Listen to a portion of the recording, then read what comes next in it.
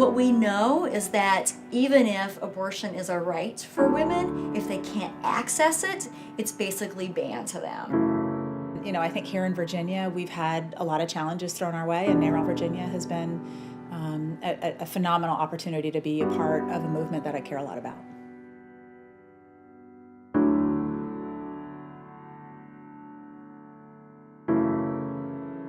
Series of very draconian anti-abortion laws. Governor Dill also signed legislation for anti-abortion centers. Crisis pregnancy centers in the state are misleading.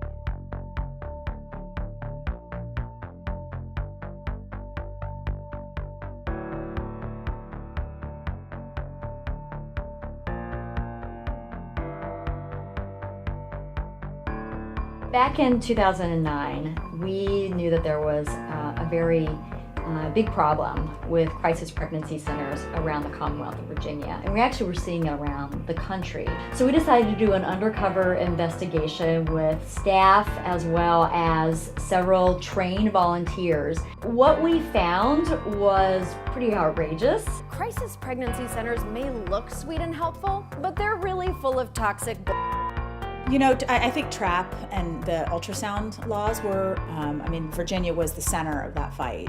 Women who have had abortions later seek counseling and healing. Today is not about abortion. In both cases, the importance it's not of about attentive safety. compassion. In 2015, they said hypothetically, if we were going to change TRAP, what would they say? And then in 2016, they actually voted on whether or not to accept them. NARAL Pro-Choice Virginia was on the ground talking to anyone that would listen to us. Do you expect that these regulations will effectively shut down most of the abortion providers in the state? Yes, we have a really big problem on our hands here, and I fear that the majority of our women's health care facilities will be forced to either close their doors or cease offering first trimester abortion care. We drove late down the night before, and we woke up at 4 a.m. and you couldn't be in the Board of Health because it was closed. So all we could do was stand outside and sit with blankets and tent chairs and a lot of Starbucks and wait.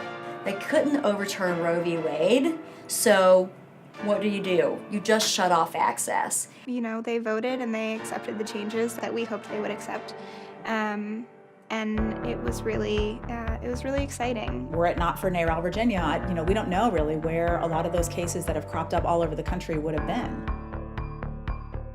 A furor gripped Virginia state legislature in recent days as Republicans push to mandate ultrasound testing. Oh man, transvaginal ultrasound? What they were asking for, we knew you could not do that at the very earliest stages of pregnancy by using a trans-abdominal ultrasound, that they would actually have to go inside the body to actually understand and see what this bill was actually asking for.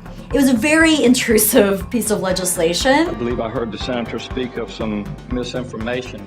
Would the senator agree that a transvaginal ultrasound, the placement of a transducer in a woman's vagina, is invasive? Senator from Fauquier, Senator Vogel. Yes, Mr. President, I would say that is invasive. I passed out the picture of the transvaginal ultrasound in color to 21 members of the House Courts of Justice Committee on a Friday night at 7 p.m. People went berserk. The Virginia House of Representatives this week passed a bill that required women to have a transvaginal ultrasound before having an abortion. Really? Now, don't get me wrong, I love transvaginal. It's my favorite airline. And I said, look, I don't want to be provocative. I just want you to truly understand what you are asking the women of Virginia to do who are seeking an abortion. I think we're at a really pivotal time in the reproductive world. I think the conversations going on at the national level are concerning. Abortion. I am pro-life. Okay, this issue isn't going away. It's not solved. There's still a lot more work to be done. We have been so lucky over the past 4 years to have stalwart pro-choice champions advocating for us in Richmond. Governor Terry McAuliffe, Lieutenant Governor Ralph Northam, and Attorney General Mark Herring. 2017 is truly a turning point in this fight, and we can't win this fight without your support. Thank you so much for standing with NARAL Pro-Choice Virginia. Thank you for standing with the women of Virginia. And I'm so glad that we can count on you and your support for the next 15 years of this fight.